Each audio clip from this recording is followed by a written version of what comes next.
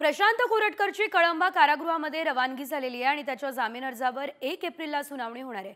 दरम्यान प्रशांत कोरटकरला मदत केल्याप्रकरणी धीरज चौधरी कोल्हापूर पोलिसांनी कसून चौकशी केलेली आहे। 3 तासांहून अधिक वेळ त्याच्यावरती प्रश्नांची सरबत्ती झाली आहे। कोरटकरने वापरलेल्या 2 गाड्या पोलिसांनी जप्त सुद्धा केलेल्या आहेत।